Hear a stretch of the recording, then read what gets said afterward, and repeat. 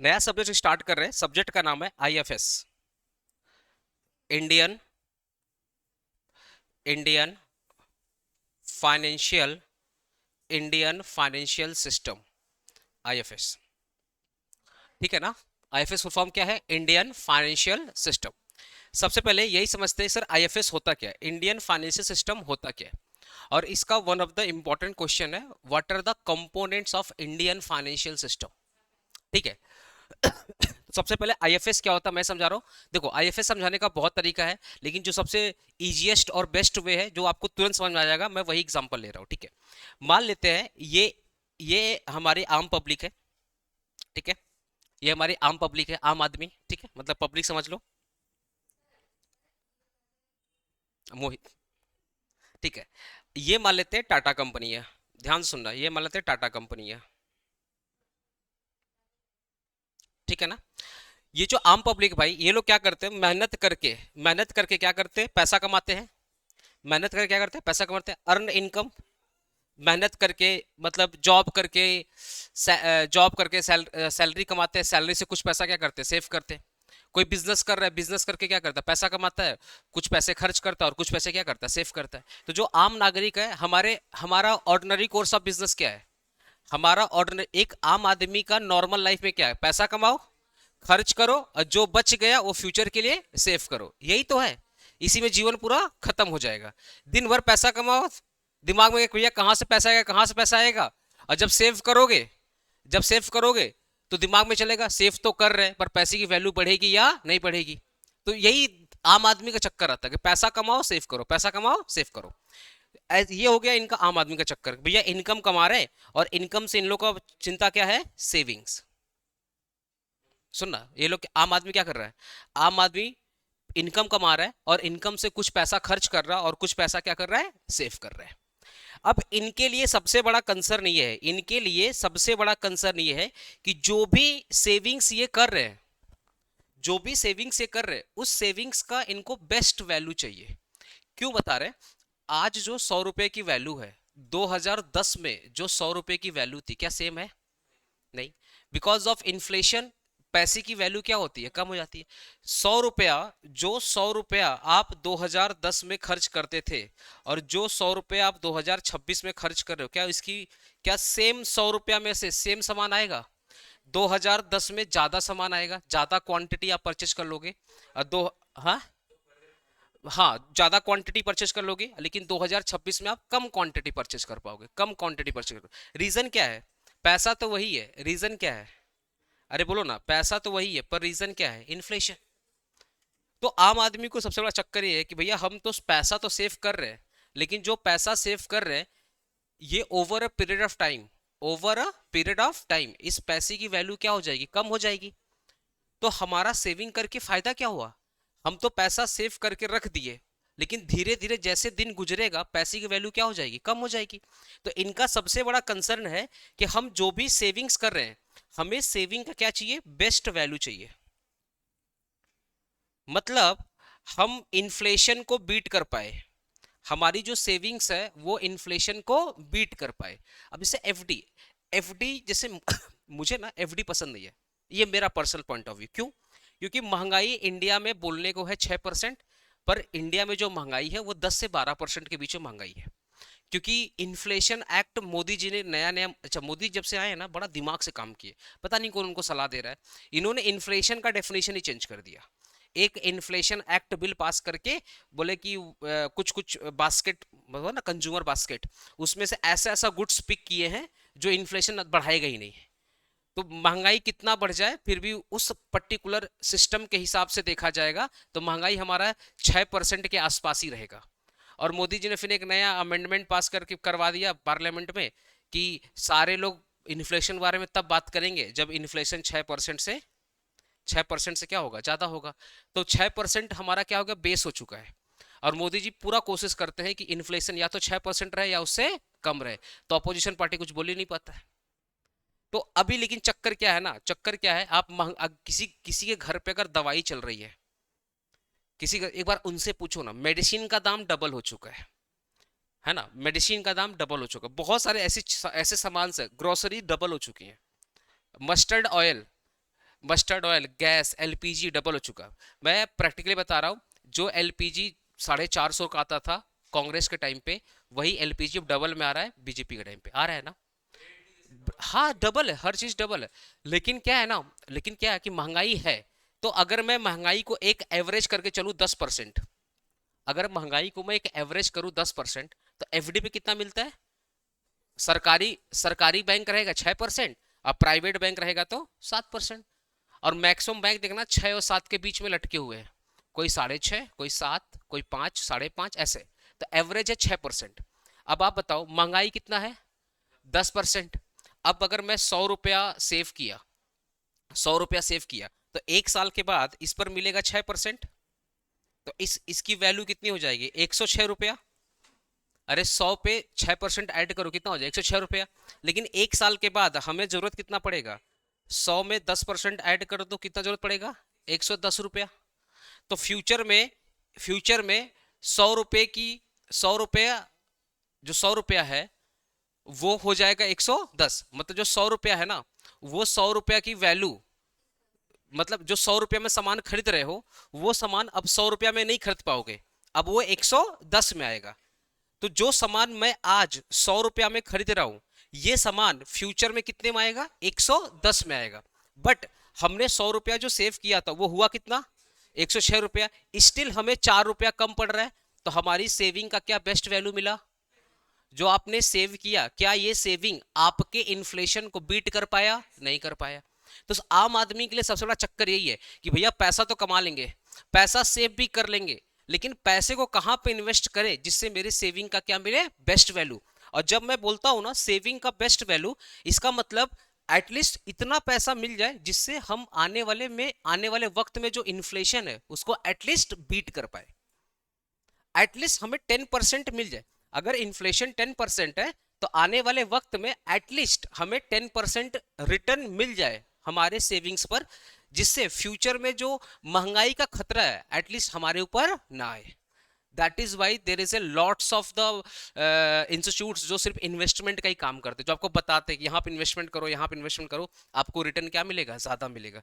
इसलिए तो स्कोप है बैंक का, इसलिए स्कोप है आपका स्टॉक मार्केट का, म्यूचुअल फंड का। अदरवाइज स्कोप नहीं होता। अगर अगर सेविंग्स का बेस्ट वैल्यू कौन दिलाता है? सेविंग का बेस्ट वैल्यू कौन दिलाता है? स्टॉक मार्केट, म्यूचुअल फंड, यही लोग तो दिलाते हैं ना। ठीक है, तो एक आम आदमी के लिए सबसे बड़ा कंसर्न क्या है? तुम लोग टॉपिक समझ पा रहे हैं मेरा? एक आम आदमी के लिए सबसे बड़ा कंसर्न क्या है? कि हमारी सेविंग का क्या मिले? बेस्ट वैल्यू मिले। और एक मिनट मैं लिख दूं इसको। बेस्ट वैल्यू तब मिलेगा जब हम लोग इन्फ्लेशन को बीट कर पाए। इन्फ्लेशन क्या कर पाए? बीट कर पाए। ठीक है ना।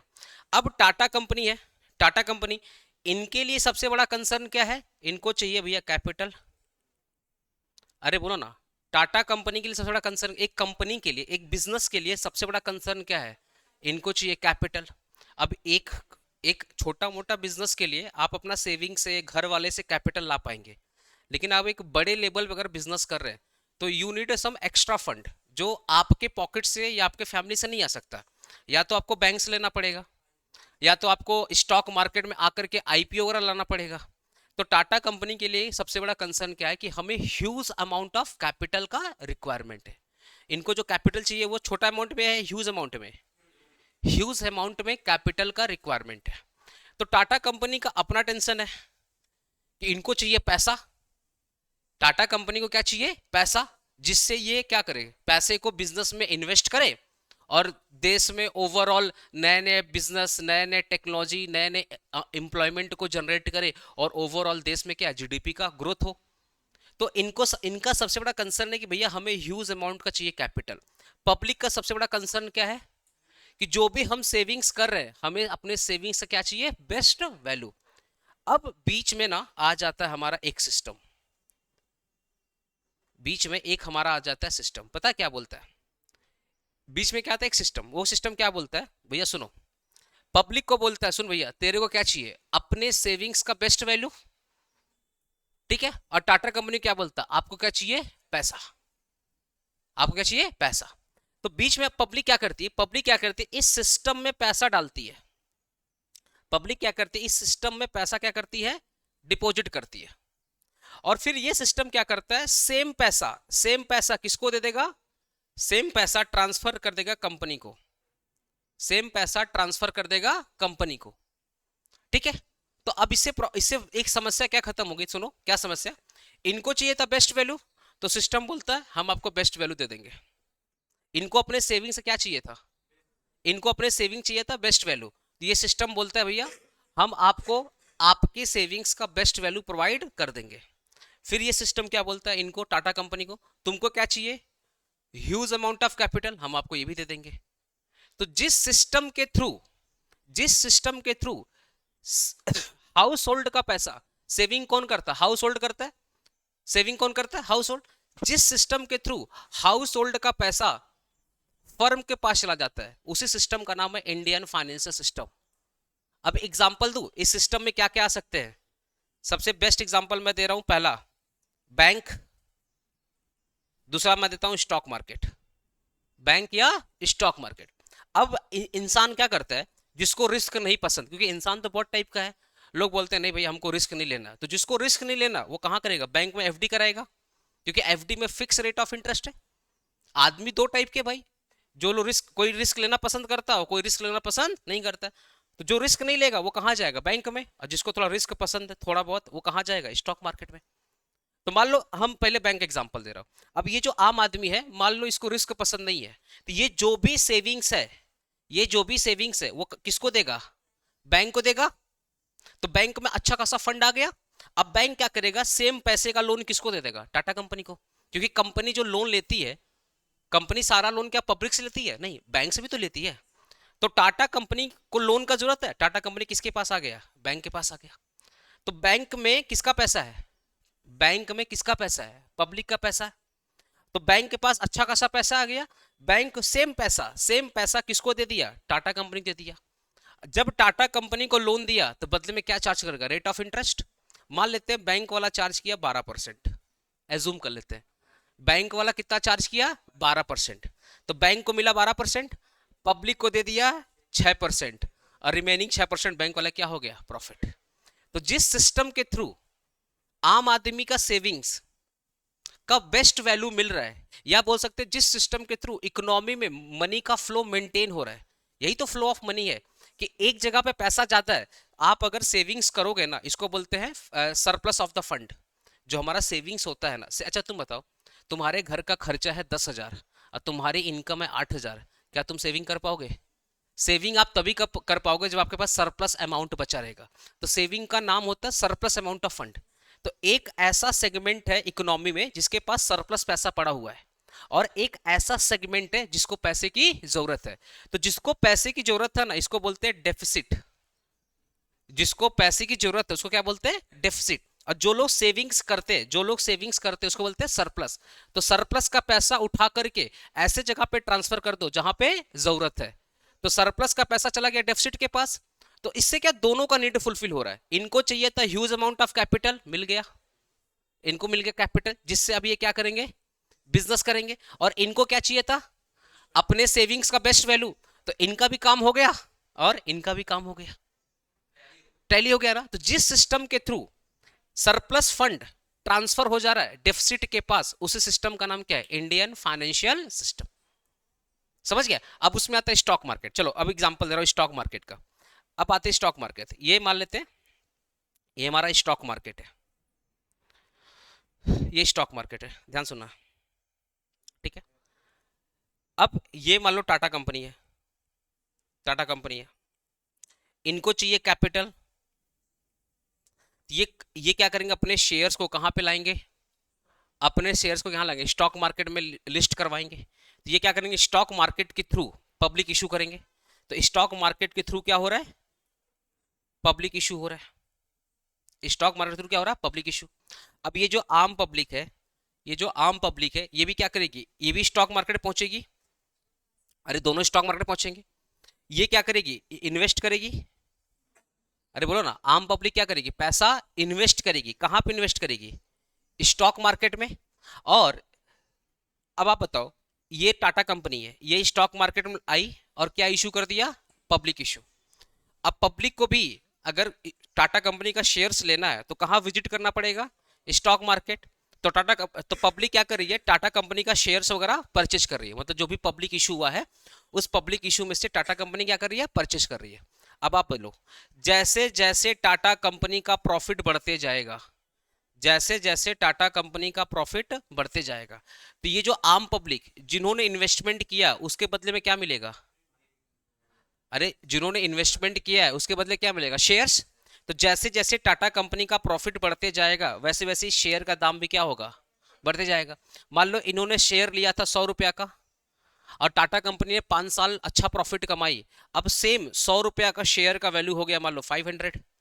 तो इन्होंने इन्वेस्टमेंट इन्वेस्टमेंट कितना किया था? 400, सॉरी इन्वेस्टमेंट कितना किया था? 100 रुपया का। लेकिन 5 साल के बाद, 5 साल के बाद अब ये 100 रुपया कितने का हो गया है? 500 हो गया। तो अब आप बताइए, एक आम आदमी जो 100 रुपया सेव किया था 5 साल पहले, आफ्टर 5 ईयर वो 100 रुपए की वैल्यू कितनी हो गई है? 500 हो गई। तो इनके लिए अच्छी बात है कि नहीं अच्छी बात है? तो इनको अपने सेविंग से क्या मिल गया बोलो? इनको अपने सेविंग से क्या मिल गया? Waste value. और टाटा कंपनी का नीड क्या था? टाटा कंपनी का नीड क्या था? कैपिटल। तो इनको क्या मिल गया? अच्छा खासा कैपिटल। तो इससे क्या हो रहा है, इकोनॉमी में मनी का जो फ्लो है वो मेंटेन हो रहा है। नहीं तो क्या होगा ना, अगर बीच में कोई सिस्टम नहीं रहेगा तो क्या होगा, एक के पास पैसा बहुत ज्यादा हो गया और एक के पास पैसा पहुंचा ही नहीं। प्रॉब्लम ये हो जाएगा ना कि एक लोग कमाएंगे, कमा कमा के पैसा इकट्ठा करेंगे, और अगर वो इन्वेस्ट ना करेंगे, अगर वो इन्वेस्ट ना करेंगे तो धीरे धीरे पैसे की वैल्यू क्या हो जाएगी? कम हो जाएगी, बिकॉज महंगाई तो बढ़ते जाएगी। और एक ऐसा सेगमेंट होगा जो बिजनेस सेक्टर है, उसको चाहिए ह्यूज अमाउंट ऑफ कैपिटल, वो कैपिटल उनको मिल ही नहीं रहा है। तो देश में प्रॉब्लम क्या आ जाएगा, जब एक बिजनेस को कैपिटल ही नहीं मिला। कैपिटल क्या होता है? ब्लड होता है। किसी भी बिजनेस का ब्लड क्या होता है? कैपिटल। अगर उसको ब्लड ही नहीं मिला, कैपिटल नहीं मिला, तो वो इन्वेस्टमेंट कैसे करेंगे? वो नए नए एक्सपेंशन कैसे करेंगे? नई नई टेक्नोलॉजी कैसे लेकर आएंगे? देश में एम्प्लॉयमेंट कैसे जनरेट होगा? आप बताओ ना, जितने लोग भी आज जॉब कर रहे हैं अल्टीमेटली वो किसी बिजनेस के अंदर ही जॉब कर रहे हैं। Everything is business. अगर तुम ध्यान से देखो सब तो बिजनेस है। आज कोई बोलता है हम डेलॉयट में काम करते हैं, डेलॉयट क्या है? अरे बिजनेस ही तो कर रहा है, बिजनेस ही तो कर रहा है, सर्विस सेक्टर का पार्ट है भाई। कोई बोलता है हम रिलायंस कंपनी का सीईओ है, तो बिजनेस ही तो है। हर चीज तो बिजनेस है। तो आज अगर बिजनेस को पैसा ही नहीं मिलेगा तो बिजनेस एम्प्लॉयमेंट कैसे जनरेट करेगा? बिजनेस नए नए एक्सपेंशन कैसे करेगा? नई नई टेक्नोलॉजी कैसे क्रिएट करेगा? देश की जीडीपी कैसे बढ़ेगा? तो बीच में क्या आ गया? फाइनेंशियल सिस्टम, जो क्या करता है, सरप्लस सेगमेंट से पैसा निकालता है, मतलब जिनके पास पैसा ज्यादा है वहां से पैसा निकालता है और उनको ट्रांसफर करता है जिनको पैसे की जरूरत है। तो देश क्या हो गया? बैलेंस। इसी को बोलते हैं स्टेबिलिटी ऑफ द इकोनॉमी। तो इंडियन फाइनेंशियल सिस्टम क्या करता है? इकोनॉमी को स्टेबल करता है, कि जहां पे सरप्लस है वहां से निकालो और ऐसे जगह पे ट्रांसफर करो जहां पे जरूरत है। तो इकोनॉमी क्या हो गई? बैलेंस हो गई। बीच में जो सिस्टम काम कर रहा है ना, इसी सिस्टम को अपने क्या बोलते हैं? Indian financial system. तो एक कंक्लूड कर रहा हूं एक वर्ड में, जिस सिस्टम के थ्रू सरप्लस, सरप्लस का पैसा मतलब जो सरप्लस लोग हैं, सरप्लस मतलब सेवर्स, सेवर्स का पैसा किसके पास चला गया? बिजनेस के पास चला गया। या सरप्लस फंड कहां चला गया? डेफिसिट के पास चला गया। तो जिस सिस्टम के थ्रू जा रहा है उस सिस्टम को बोलते हैं इंडियन फाइनेंशियल सिस्टम। क्लियर हुआ चीज? ओके। तो अगर आप आपसे कोई बोलेगा प्लीज समझा दीजिए इसको। अब बात करते हैं कंपोनेंट। कंपोनेंट, अब बात करते हैं कंपोनेंट।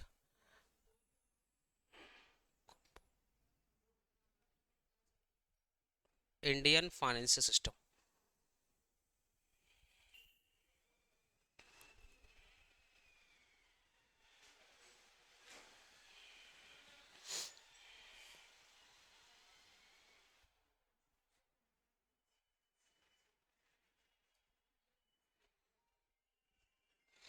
चलो कितने कंपोनेंट है?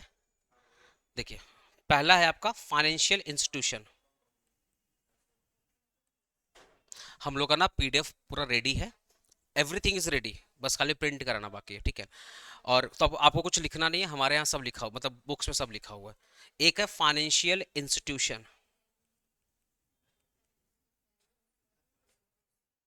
तो कितने कंपोनेंट है? मेजर कितने कंपोनेंट है? मेजर 4 कंपोनेंट है, मेजर 4 कंपोनेंट है। दूसरा हो गया financial market.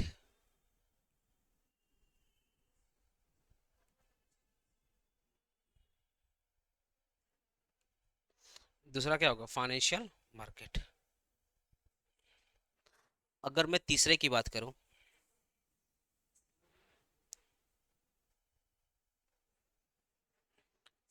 Financial instrument.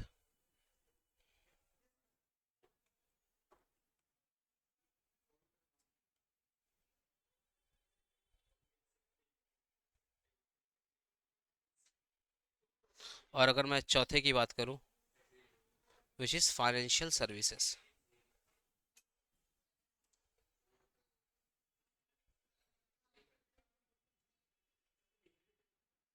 Financial services, ठीक है। तो कितने कंपोनेंट है, बोलो ना कितने, चार कंपोनेंट है। पहला क्या है, फाइनेंशियल इंस्टीट्यूशन। दूसरा क्या है, फाइनेंशियल मार्केट। तीसरा क्या है, फाइनेंशियल इंस्ट्रूमेंट। और चौथा क्या है, फाइनेंशियल सर्विसेज। ठीक है। अब अगर मैं फाइनेंशियल इंस्टीट्यूशन की बात करूं,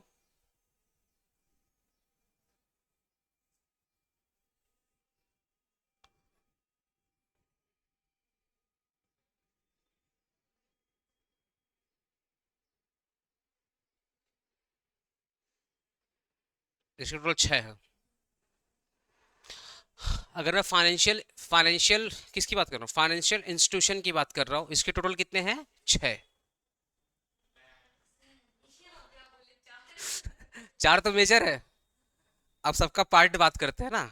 ठीक है, तो पहला आता है बैंकिंग इंस्टीट्यूशन। पहला क्या है, बैंकिंग इंस्टीट्यूशन। दूसरा क्या है आपका, नॉन बैंकिंग इंस्टीट्यूशन, इसको एनबीएफसी बोलते हैं, non banking institution.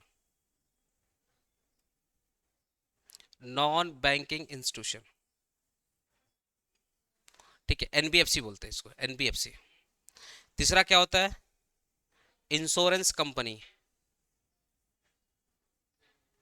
Insurance company. ठीक है, और बताइए, हाउसिंग नाम सुना, हाउसिंग कंपनी, जितने भी हाउसिंग कंपनी होती है वो भी आपके फाइनेंशियल इंस्टीट्यूशन का। एचडीएफसी नाम सुना है, एचडीएफसी। अभी तो एचडीएफसी और एचडीएफसी बैंक दोनों मिलकर के एक हो गई हैं। पहले एचडीएफसी अलग था, एचडीएफसी बैंक अलग था। एचडीएफसी अपने देश की सबसे बड़ी हाउसिंग फाइनेंस कंपनी थी।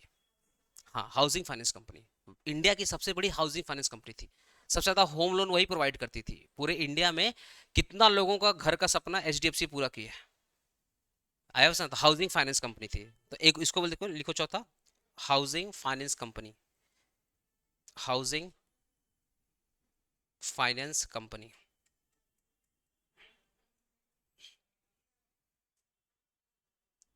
हेलो, एक मिनट, हाँ। हाँ पापा, चलो चलो, ठीक है। कितने थे, पहला क्या था, बैंकिंग इंस्टीट्यूशन। दूसरा क्या था, नॉन बैंकिंग इंस्टीट्यूशन। तीसरा क्या था, इंश्योरेंस कंपनी। चौथा क्या था, हाउसिंग फाइनेंस कंपनी।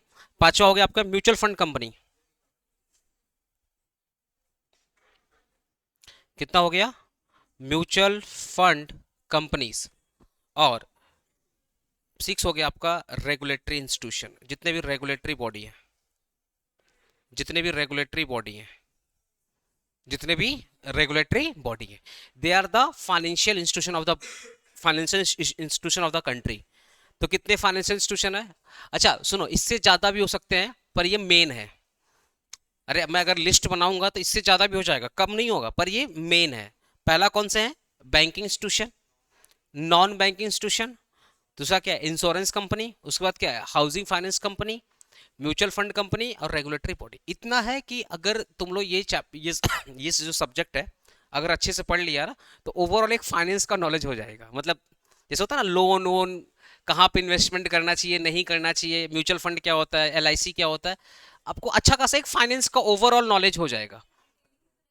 डिटेल्ड है पर बहुत ज्यादा डिटेल नहीं है, बहुत ज्यादा डिटेल के लिए फिर वही एमबीए इन फाइनेंस करो फिर।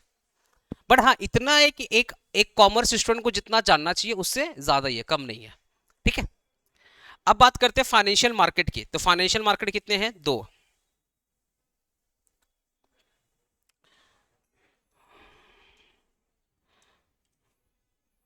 ए, बताना कितने फाइनेंशियल मार्केट है। हम्म, रेवेन्यू, हाँ हाँ। एक है आपका मनी मार्केट, एक है आपका मनी मार्केट, और दूसरा आपका है कैपिटल मार्केट।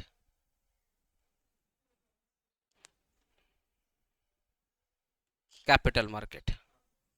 अब अगर मैं कैपिटल मार्केट की बात करूं तो कैपिटल मार्केट में भी दो टाइप के होते हैं। कैपिटल मार्केट भी दो टाइप का होता है। एक होता है प्राइमरी प्राइमरी कैपिटल मार्केट, एक होता है सेकेंडरी। क्या हुआ?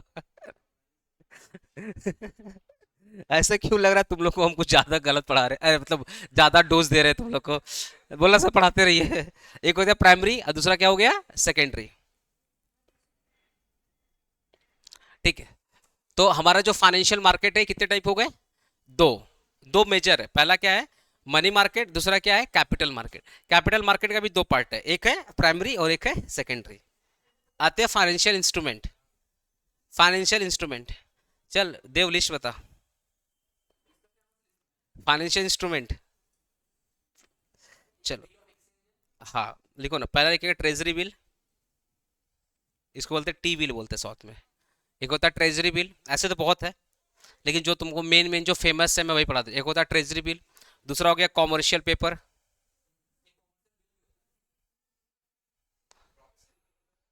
कॉमर्शियल पेपर, हाँ भाई। प्रोमिसरी बिल, प्रोमिसरी नोट, अच्छा ठीक है। एक हो गया कॉमर्शियल पेपर। और बताओ कुछ नाम सुने हो? शेयर्स का नाम सुना है? शेयर्स, शेयर्स बॉन्ड्स, अरे सुने हो shares bond, they are also the financial instrument. Financial instrument का मतलब हम जहां पे पैसा लगा रहे हैं, हम पैसा कहाँ लगाते हैं? एफडी में लगाते हैं। अरे बोलो ना, हम पैसा इन्वेस्ट कहाँ पे कर रहे हैं? हम एफडी में इन्वेस्ट कर रहे हैं, फाइनेंशियल इंस्ट्रूमेंट। हम शेयर से पैसा लगा रहे हैं, फाइनेंशियल इंस्ट्रूमेंट। हम ट्रेजरी बिल में पैसा लगा रहे हैं, फाइनेंशियल इंस्ट्रूमेंट। गवर्नमेंट के बॉन्ड में पैसा लगा रहे हैं, फाइनेंशियल इंस्ट्रूमेंट। समझ रहे हो ना, ये सब फाइनेंशियल इंस्ट्रूमेंट है। और बताओ, एक दो और बताओ फाइनेंशियल इंस्ट्रूमेंट। नाम सुने ये फाइनेंशियल इंस्ट्रूमेंट, नाम नहीं सुना? बता और बता। सुना है पर याद है। अच्छा ठीक है, बता भाई। देव, डिबेंचर लिख दिया मैंने, शेयर्स बॉन्ड में लिख दिया, डिबेंचर बॉन्ड में आ गया। और बताओ। गूगल कर रहा है? अच्छा गूगल कर ले, कर रहे तो गूगल ही कर ले। नहीं, हमको भी नहीं पता, हमको कुछ पता ही कहाँ है।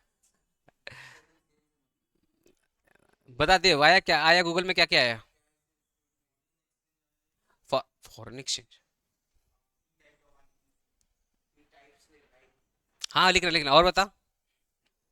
ठीक है, तब तक मैं फाइनेंशियल सर्विसेज, तू जुगाड़ कर ले। फाइनेंशियल सर्विसेज क्या होता? सुनो, जो services provided bye, services provided by financial institution.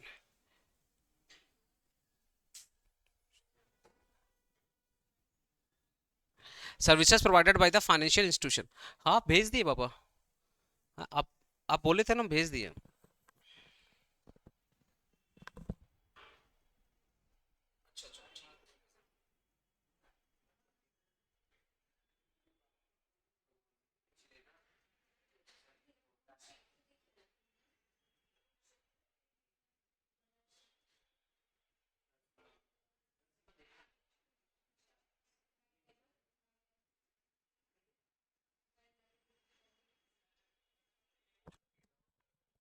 ए चलो हो गया, लिखो ना। फाइनेंशियल सर्विसेज क्या है? Services provided by the financial institution. ये जो फाइनेंशियल इंस्टीट्यूशन है ना, अरे ये जितने भी फाइनेंशियल इंस्टीट्यूशन है, banking, non banking, insurance, housing finance, mutual fund company, regulatory body, ये जो सर्विसेज प्रोवाइड करती हैं उनको अपने क्या बोलते हैं? Financial services. बैंक जो सर्विसेज प्रोवाइड करता है उसको क्या बोलते हैं? Financial services. अच्छा नहीं मिला देव, लिखना certificate of deposit, certificate of deposit. तो इतना मैंने लिख दिया यहाँ पे। तो कितने अभी ऐसे ऐसे टोटल ना, तुम्हारे सिलेबस में टोटल 6 फाइनेंशियल इंस्ट्रूमेंट है। कितने हैं? 6। 6, लेकिन 6 में से जो सबसे मेजर एग्जाम में पूछता है वो यही पूछता है। टी बिल मतलब treasury bill, commercial paper, shares bond के बारे में बहुत कम ही पूछता है, और एक पूछता है सर्टिफिकेट ऑफ डिपॉजिट। और जब भी पूछेगा मिनिमम 5 मैक्सिमम 10, मिनिमम 5 और मैक्सिमम 10, एक एक के बारे में पूछता है जब पूछता है तो। ठीक है, मिनिमम 5 मैक्सिमम 10 याद रखना। ठीक है, ये होता है हमारा फाइनेंशियल इंस्ट्रूमेंट। ओके, तो एक बार मैं ओवरऑल ओवरऑल अगर रिकैप करूं, इंडियन फाइनेंशियल सिस्टम क्या है? इंडियन फाइनेंशियल सिस्टम क्या, एक पब्लिक है। पब्लिक के लिए सबसे बड़ा कंसर्न क्या है कि हमने जो भी पैसा कमाया उस पैसे से हम क्या कर रहे हैं, सेविंग्स। उस पैसे से क्या कर रहे हैं, सेविंग्स। तो हमारे सेविंग का क्या मिलना चाहिए, बेस्ट वैल्यू। उसके लिए वो क्या करना चाहते हैं, इन्वेस्टमेंट। तो उनके लिए सबसे बड़ा कंसर्न का इन्वेस्टमेंट कहां पे करें, कौन हमारा पैसा लेकर के हमें इंटरेस्ट देगा। एक सेगमेंट है जिसको पैसे की जरूरत है, तो जिसको पैसे की जरूरत है उसको अपने क्या बोलते हैं, डेफिसिट। और जिनके पास सेविंग्स है उसको क्या बोलते हैं, सरप्लस। तो बीच में एक सिस्टम आया जो सरप्लस पैसा को ट्रांसफर कर दिया कहां पे, डेफिसिट के पास, और उसी सिस्टम को अपने क्या बोलते हैं, इंडियन फाइनेंशियल सिस्टम। अगर इस कंपोनेंट की बात करें, कंपोनेंट मतलब ये जो फाइनेंशियल सिस्टम है कैसे वर्क करता है, समझ गया। कंपोनेंट का मतलब क्या है कि देश का जो फाइनेंशियल सिस्टम है ये कैसे काम करता है, कैसे काम करता है, समझ गए। तो इसके लिए चार कंपोनेंट बनाएंगे। कितने कंपोनेंट, चार कंपोनेंट। जैसे पहला लिखा तो कॉमर्शियल भी होता है, टोटल छह सात है तुम्हारे सिलेबस में। हाँ, वो सिक्योर्ड लोन बोलते हैं उसको। एक होता, पढ़ाएंगे टेंशन मत ले। एक होता फाइनेंशियल इंस्टीट्यूशन, कितने हो गए, छह हो गए। पहला बैंकिंग इंस्टीट्यूशन, दूसरा क्या हो गया, नॉन बैंकिंग, तीसरा क्या हो गया, इंश्योरेंस, चौथा क्या हो गया, हाउसिंग फाइनेंस, उसके बाद क्या हो गया, म्यूचुअल फंड, फिर रेगुलेटरी बॉडी। फिर अगर बात करते हैं फाइनेंशियल मार्केट, तो कितने टाइप के फाइनेंशियल मार्केट हो गए, मनी मार्केट और कैपिटल मार्केट। अब ये भी दो टाइप का, प्राइमरी और सेकेंडरी। अगर मैं बात करूं फाइनेंशियल इंस्ट्रूमेंट का, तो कितने हो गए, ट्रेजरी बिल, कॉमर्शियल पेपर, ठीक है। फिर हो गया shares, bond, certificate of deposit. अभी मैं इतनी पढ़ाऊंगा, दो और पढ़ाऊंगा बाद में, टेंशन मत लो, ठीक है। उसके बाद फाइनेंशियल सर्विसेज। फाइनेंशियल सर्विसेज क्या होती है, services provided by the financial institution, these are the financial service. अब मैं एक के बारे में थोड़ा थोड़ा करके एक्सप्लेन कर रहा हूँ। हमारा जो डे टू आएगा ना, डे टू में काफी डीप एक्सप्लेनेशन होगा जो हमारा डे टू होगा, लेकिन अभी मैं ओवरऑल एक्सप्लेनेशन आपको दे दे रहा हूँ। सबसे पहले बात करते हैं बैंकिंग इंस्टीट्यूशन। अच्छा, बैंकिंग इंस्टीट्यूशन कौन होते हैं, याद रखिएगा। बैंकिंग इंस्टीट्यूशन दो टाइप के होते हैं, एक होते हैं कॉमर्शियल, एक होते हैं नॉन कॉमर्शियल। अच्छा, याद रखना ना, हर चीज का कुछ ना कुछ पार्ट है, तो हर एक लेयर आपको ओपन करना पड़ेगा। हाँ, पढ़े हैं ना। ये जो बैंकिंग इंस्टीट्यूशन होते हैं ना, ये दो टाइप के होते हैं, कॉमर्शियल और नॉन कॉमर्शियल। कॉमर्शियल कौन होता है, जो आरबीआई एक्ट के शेड्यूल 2 में जो बैंक लिस्टेड है। आरबीआई एक्ट 1934 है ना, आरबीआई एक्ट 1934 के, अच्छा मैं ये बहुत डिटेल नहीं पढ़ा रहा हूँ, डे टू में मेरा डिटेल्ड होगा। अभी मैं जस्ट ओवरऑल ना, जस्ट एक एक टॉपिक को टच कर रहा हूँ, ऊपर ऊपर पढ़ा रहा हूँ। तो बैंकिंग इंस्टीट्यूशन कितने टाइप होते हैं, दो टाइप के, कॉमर्शियल और नॉन कॉमर्शियल। जो बैंक आरबीआई एक्ट के सेकेंड शेड्यूल में लिस्टेड है उसको अपने बोलते हैं कॉमर्शियल बैंक। जैसे जितने भी बैंक तुम देखे हो ना, तुम अपने घर से निकलो, तुमको जितने भी बैंक दिखेंगे, एसबीआई दिखेंगे, एचडीएफसी दिखेंगे, एक्सिस, आईसीआई, आपका महिंद्रा, जितने भी बैंक आपको दिखेंगे वो सारे के सारे bank, they are the commercial bank. और ये आरबीआई एक्ट के सेकेंड शेड्यूल में लिस्टेड है। इनको कॉमर्शियल क्यों बोलते हैं, इनको कॉमर्शियल क्यों बोलते हैं, बता। तुम लोग ना नेक्स्ट टाइम से थोड़ा इधर बैठा करो ना, पूरा गर्दन थोड़ा इधर बैठा करो सामने मेरा, नहीं सबको बोल रहा हूँ, थोड़ा थोड़ा इधर आओ ना तुम लोग। ऐसे करते ना पूरा कि पेन आ जाता है पूरा दिन भर ऐसे कर। इधर आओ ना, इधर आओ ना तुम लोग, हम साफ करते हैं। बताओ ना, कॉमर्शियल बैंक, आ नहीं, कॉमर्शियल बैंक किसको बोलते हैं, सुनो।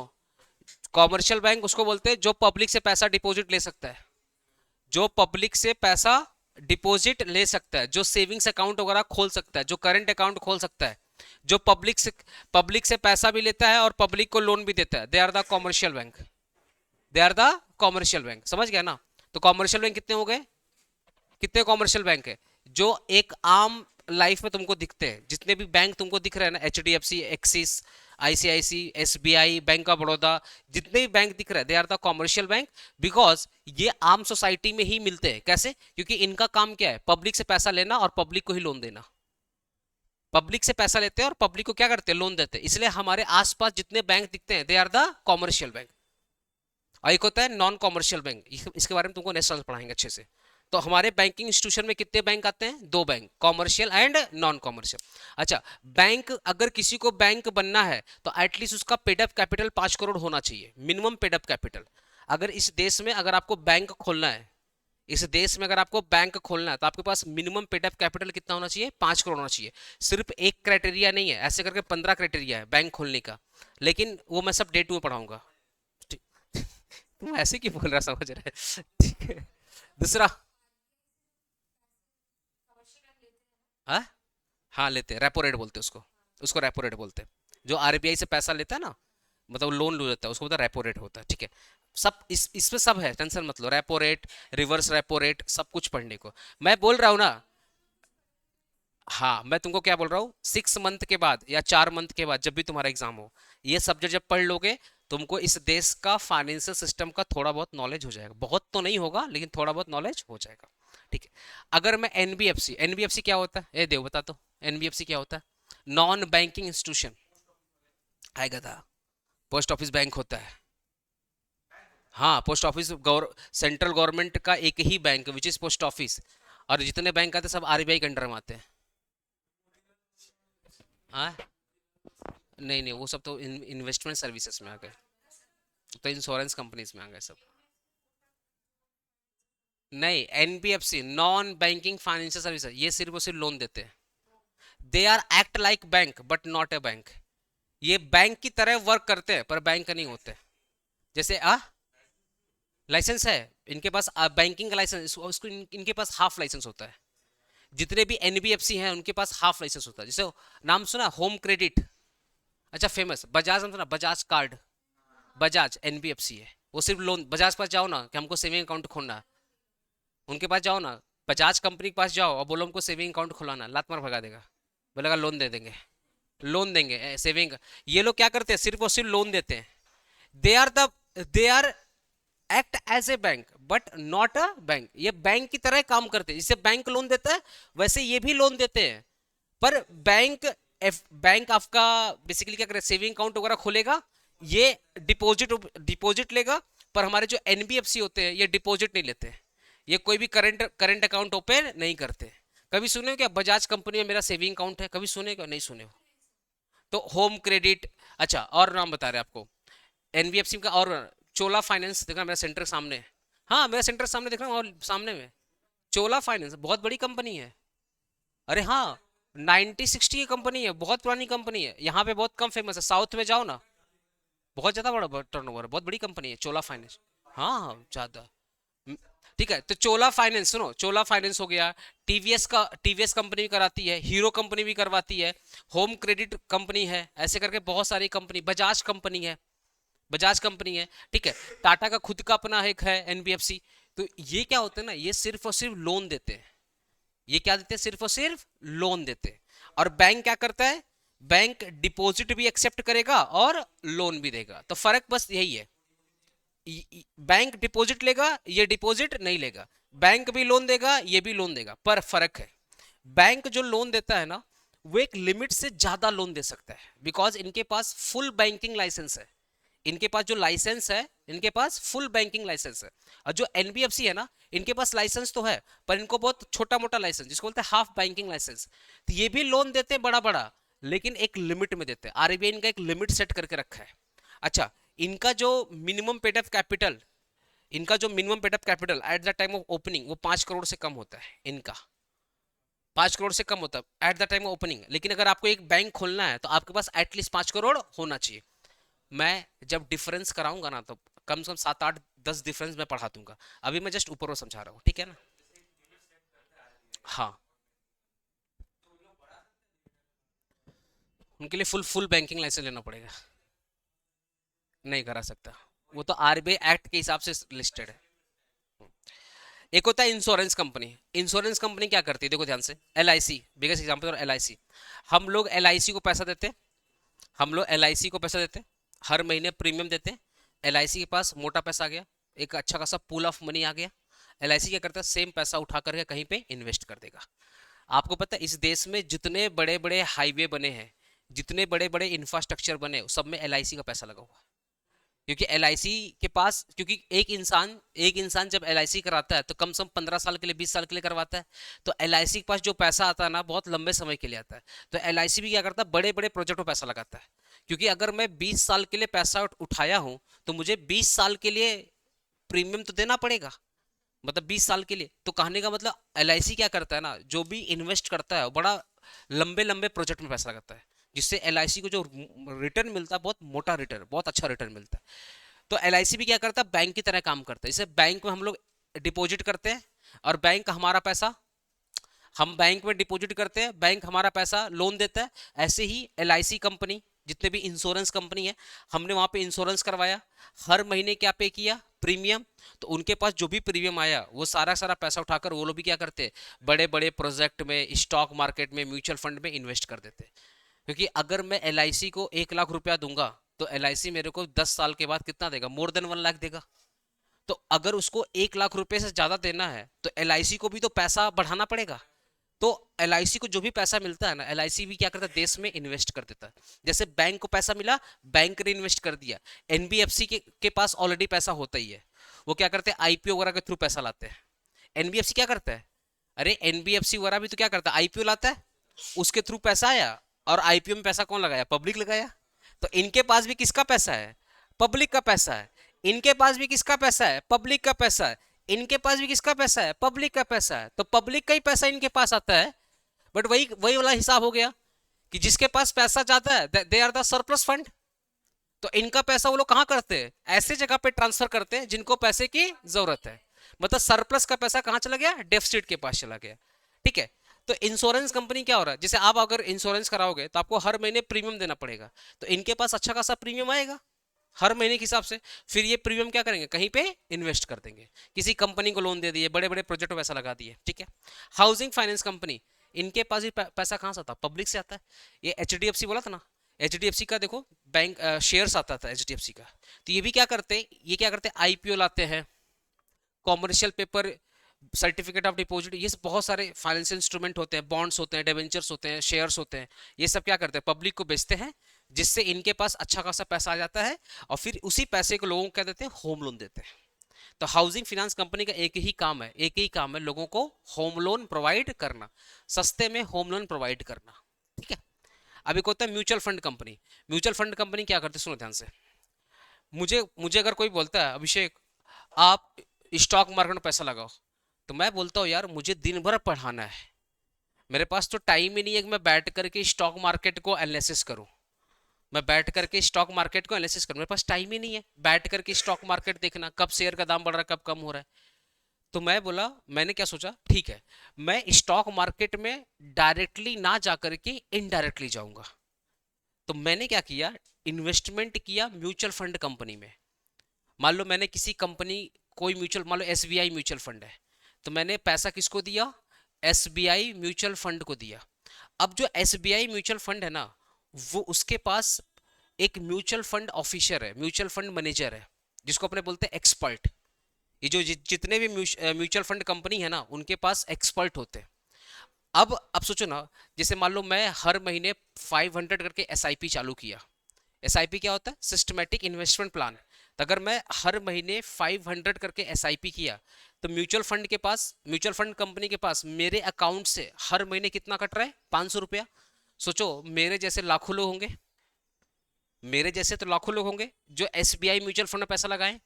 अब सोचो ना, लाखों लोग अगर 500 करके हर महीना एसबीआई म्यूचुअल फंड में डाल रहे है ना, तो एक मंथ में उनके पास अच्छा खासा पैसा आ रहा है। अब सोचो, मैं तो लाख का एग्जांपल दिया, इस देश में जो पैसा आता है देश के बाहर से भी तो आता है।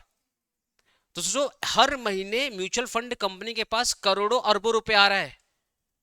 तो अब म्यूचुअल फंड कंपनी क्या करती है ना, बड़े बड़े एक्सपर्ट को हायर करके रखी है। तो मैं अपना एग्जांपल दिया, मेरे पास इतना वक्त नहीं है कि मैं डायरेक्टली स्टॉक मार्केट में इन्वेस्टमेंट करूं, डायरेक्टली मैं किसी कंपनी का शेयर्स लूं, बेचूं, खरीदूं, मेरे पास इतना वक्त नहीं है। मैंने अपना पैसा किसको दिया, म्यूचुअल फंड कंपनी को। अब देखो ये आम पब्लिक है, आम पब्लिक ने अपना पैसा किसको दिया, म्यूचुअल फंड कंपनी को। म्यूचुअल फंड कंपनी के पास कौन है, एक्सपर्ट। कौन है, एक्सपर्ट। तो पैसा किसको मिला, एक्सपर्ट। अब ये एक्सपर्ट डिसाइड करेगा कि जो भी पैसा आया वो कहां कहां पे डालना है। अब आप बताओ, आप डायरेक्टली इन्वेस्ट करोगे तो बहुत ज्यादा चांसेस है आपका पैसा डूब जाने का। लेकिन मैंने अपना पैसा किसको दे दिया, एक्सपर्ट को दे दिया। और एक्सपर्ट का एक ही काम है, अपनी एक्सपर्टी दिखाकर पैसा को बढ़ाना। तो म्यूचुअल फंड कंपनी के पास है ना, म्यूचुअल फंड मैनेजर होते हैं जो पब्लिक का पैसा कम से कम 1000 कंपनी में डाल देंगे, छोटा थोड़ा थोड़ा करके।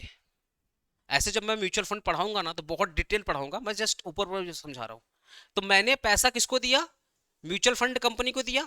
म्यूचुअल फंड कंपनी के पास क्या है? एक एक्सपर्ट है। अब एक्सपर्ट जो पढ़ा लिखा, कोई गंवार एक्सपर्ट नहीं है, उसको पता है भैया पैसा कहाँ इन्वेस्ट करना है, उसको पता है। तो वो क्या करेगा? पब्लिक का पैसा 1000 2000 कंपनी में थोड़ा थोड़ा करके डाल देगा। अब आप बताओ, आप इन्वेस्ट करोगे तो ज्यादा चांस है पैसा डूब जाने का, लेकिन आपके बिहाफ में अगर एक्सपर्ट इन्वेस्ट, आपका पैसा एक्सपर्ट ने लगाया है, तो बहुत कम चांसेस है आपका पैसा डूबेगा। इसलिए याद रखना, म्यूचुअल फंड मोर सिक्योर है कंपेयर टू डायरेक्टली जो आप स्टॉक मार्केट में जो खरीदा बेची करते हो।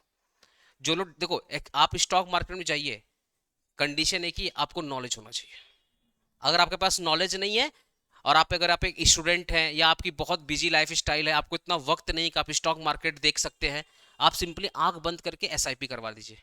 बढ़िया बढ़िया म्यूचुअल फंड किसी से पूछ लीजिए, किसी से पूछ लीजिए, आपके आसपास के लोग होंगे जो ये सब काम करते हैं। बढ़िया बढ़िया म्यूचुअल फंड में पैसा डाल दीजिए, आपका पैसा 100% ग्रो करेगा। लेकिन हाँ, आपको छोड़ना पड़ेगा, कम से कम 2 4 साल 5 साल म्यूचुअल फंड में पैसा छोड़ना पड़ेगा, तब जाके पैसा आपका क्या होगा? ग्रो होगा, 100% ग्रो होगा। क्यों? क्योंकि आप जो पैसा दे रहे हो ना, किसी एक्सपर्ट को दे रहे हो, और फिर वो एक्सपर्ट आपका पैसा क्या करेगा? इन्वेस्ट करेगा।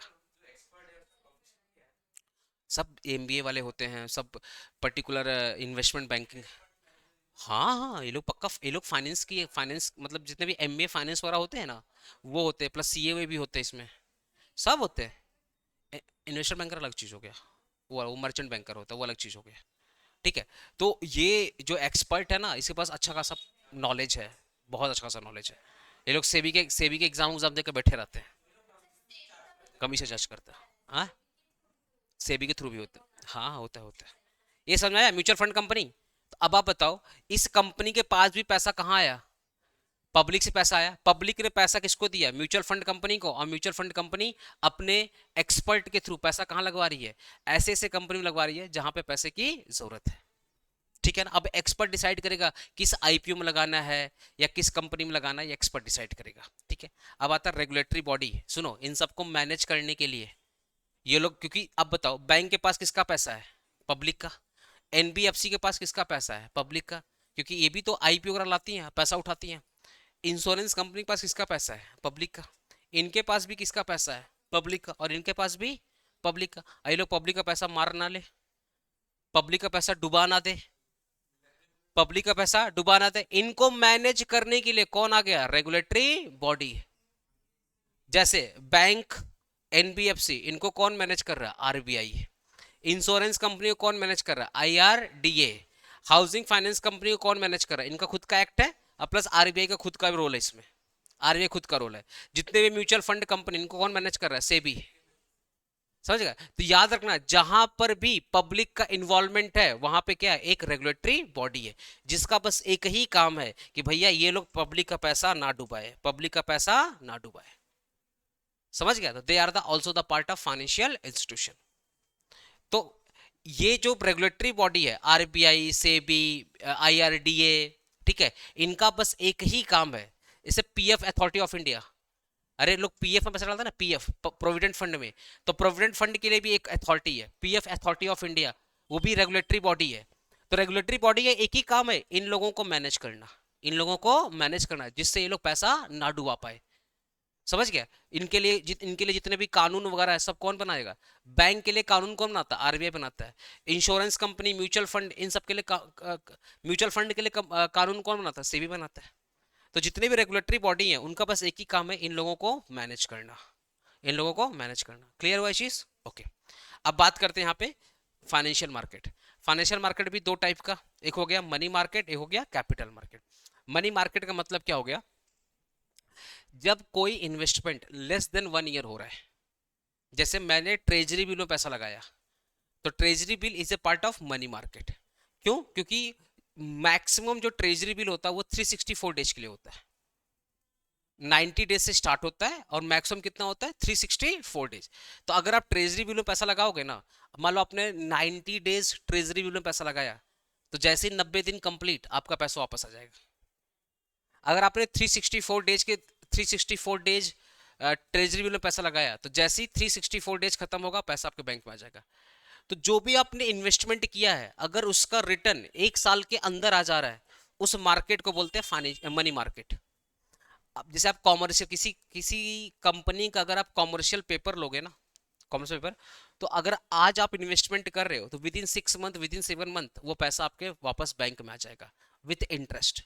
ऑब्वियसली इंटरेस्ट तो ऐड करके आएगा। तो जो भी आपने इन्वेस्टमेंट किया है, अगर उस इन्वेस्टमेंट का लाइफ लेस देन 1 ईयर है, वो कौन सी मार्केट होगी? मनी मार्केट होगी। ठीक है, अब बात करते हैं capital market. First of all capital market को ही ना अपने बोलते हैं स्टॉक मार्केट। हमारा जो कैपिटल मार्केट है इसको क्या बोलते हैं? Stock market. स्टॉक मार्केट में जब आप पैसा लगाते हो वहां पे कोई टाइम पीरियड नहीं है।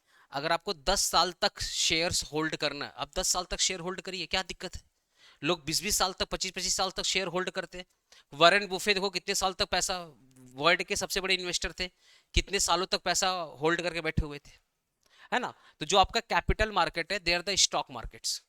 अब ये दो टाइप के स्टॉक मार्केट होता है कैपिटल मार्केट, मतलब दो टाइप का, प्राइमरी और सेकेंडरी। अगर कोई कंपनी को पैसा उठाना है, अगर किसी कंपनी को पैसे की जरूरत है, चाहे वो आईपीओ के थ्रू पैसा उठाएगा, अगर वो फर्स्ट टाइम पब्लिक इशू ला रहा है, उसको बोलते हैं initial public offer, IPO, initial public offer. उसने पहले भी पब्लिक इशू कर दिया, अब वो दोबारा पब्लिक इशू करना चाहता है, अब उसको एफपीओ, फर्दर पब्लिक ऑफर। तो अगर किसी कंपनी को पैसे की जरूरत है तो वो या तो आईपीओ लेकर आएगा या वो एफपीओ लेकर आएगा, तो इनिशियल या फर्दर पब्लिक ऑफर लेकर आएगा। तो उसको आना पड़ेगा सबसे पहले कहां पे? प्राइमरी मार्केट में। प्राइमरी मार्केट के थ्रू ये लोग क्या करेंगे? पब्लिक इशू लाएंगे। तो हम लोग जो आईपीओ में पैसा लगाते हैं ना, वो उस मार्केट को बोलते हैं प्राइमरी मार्केट। तो प्राइमरी मार्केट, अच्छा आईपीओ कितने दिन के लिए होता है? 1 महीना 2 महीने तक आईपीओ का टाइम पीरियड होता है। और एक बार आईपीओ में पैसा लग गया तो कंपनी क्या करेगी? आईपीओ से पैसा उठाई, आईपीओ से पैसा उठाई, अब वो प्राइमरी मार्केट को छोड़ रही है।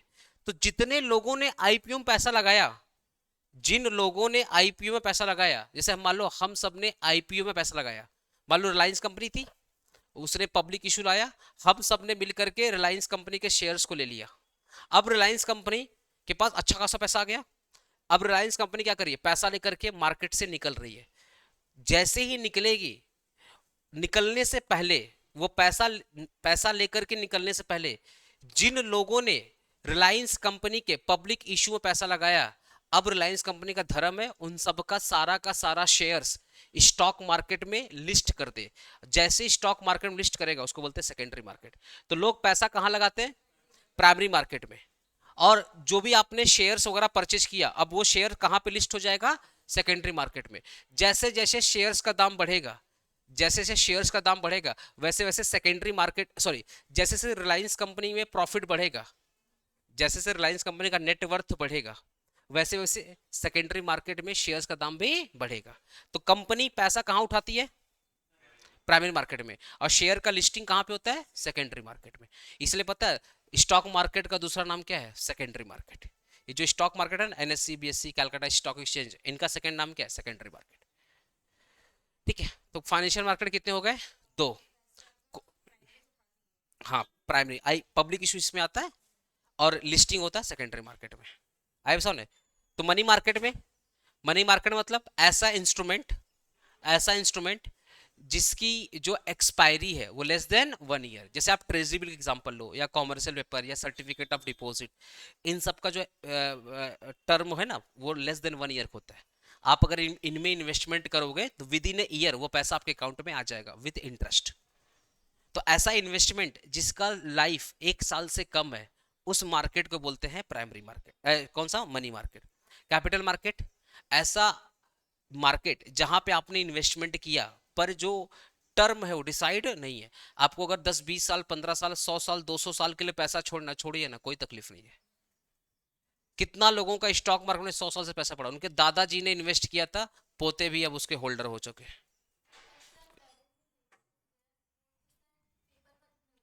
वो फिजिकली होता था पहले, लेकिन पार्ट्स वही थे पहले भी। अब किसी कंपनी को अगर पैसा उठाना है वो कहाँ पे आएगा? Primary market. तो प्राइमरी मार्केट में क्या होता है? पब्लिक इशू होता है। पब्लिक इशू से पैसा लेकर के जा रही है, तो लोग बोलेंगे भैया जाते रहे हो, हमारे शेयर्स को कल को बेचना रहेगा तो कैसे बेचेंगे? तो कंपनी बोलती है कोई बात नहीं है, हम तुम्हारे पूरे के पूरे शेयर्स को कहाँ पे लिस्ट कर देंगे? सेकेंडरी मार्केट में लिस्ट कर देंगे। तो अब जैसे जैसे कंपनी का नेटवर्थ बढ़ेगा वैसे सेकेंडरी मार्केट में शेयर्स का दाम बढ़ेगा। अब नेक्स्ट क्या हमारा फाइनेंशियल इंस्ट्रूमेंट।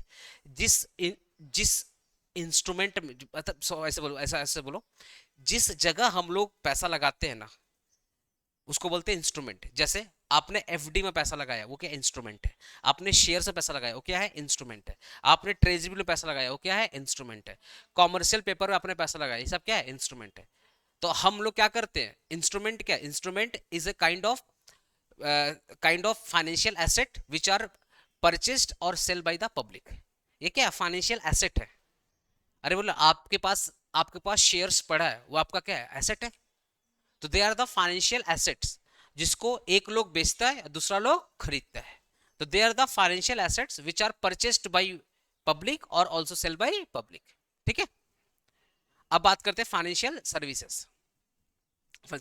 अब बताओ, आप बैंक के पास गए, आपको तो पता ही नहीं है सेविंग्स अकाउंट कैसे खुलता है, आपको ये भी नहीं पता करंट अकाउंट कैसे खुलता है, आपको तो ये भी नहीं पता एफडी कैसे खुलता है, आपको ये भी नहीं पता कि आजकल तो बैंक के थ्रू भी आप इन्वेस्टमेंट कर सकते हो, बैंक के थ्रू भी आप बहुत सारा इंश्योरेंस ले सकते हो। अब बैंक वाला अगर खुद का अपना सर्विस देगा ही नहीं तो आप ये काम कैसे कर पाओगे?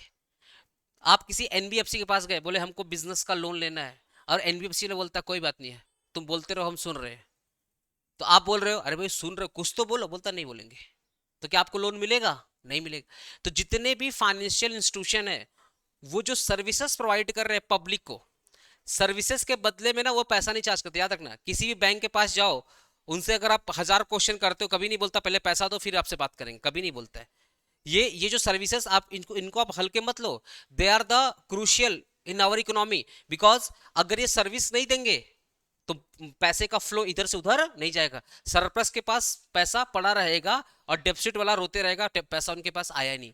क्योंकि with the help of financial services एक एक बैंक वाला, एक इंश्योरेंस कंपनी वाला, एक म्यूचुअल फंड कंपनी वाला, यही लोग तो डिसाइड करता है कहां पे पैसा डालना है और कहां पे पैसा नहीं डालना है। तो ये भी बहुत इंपॉर्टेंट रोल प्ले करते हैं किसी भी सिस्टम में। आया बस सामने? तो अब एक ओवरऑल अगर मैं कंक्लूजन दूं तो फाइनेंशियल सिस्टम क्या है, एक एजेंट की तरह है। फाइनेंशियल सिस्टम क्या, एक एजेंट की तरह है जो सरप्लस का पैसा निकालता है, मतलब सेवर का पैसा निकालता है, पब्लिक का पैसा ऐसे जगह पे पहुंचाता है जहां पे नीड है, जहां पे जरूरत है। तो जिस सिस्टम के थ्रू हो रहा है उसी सिस्टम को अपने बोलते हैं इंडियन फाइनेंशियल सिस्टम। उसके कंपोनेंट बता दो बिना देखे, कंपोनेंट बता दो कितने हैं। पहले financial institution, financial market, financial instrument, financial services. ठीक है, क्लियर है? फाइनेंशियल इंस्टीट्यूशन कितने हैं?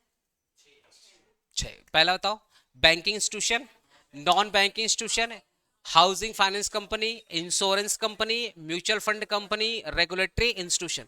एक बार और, financial, sorry banking institution, non banking institution, insurance company, housing company, mutual fund company, regulatory body जो इन सबको मैनेज कर रही है।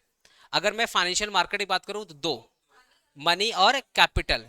मनी मार्केट मतलब ऐसा इन्वेस्टमेंट जिसकी एक्सपायरी लेस देन 1 ईयर है, और कैपिटल में कोई एक्सपायरी नहीं होता। कैपिटल कितने टाइप होते हैं? 2, प्राइमरी और सेकेंडरी। ठीक है ना? अच्छा, पैसा कहाँ से उठाता है कंपनी? प्राइमरी। और लिस्टिंग कहाँ पे होता है? शेयर्स का लिस्टिंग होता है सेकेंडरी मार्केट। क्लियर हुआ? अब नेक्स्ट क्या था हमारा, financial instrument. They are the assets जिसका खरीदा बेची होता है ना, कोई बेच रहा है कोई खरीद रहा है ना। अच्छा, ये कौन करता है? ये फाइनेंशियल एसेट के एग्जांपल दो ना, treasury bill, commercial bill, certificate of deposit, shares, bond, debenture.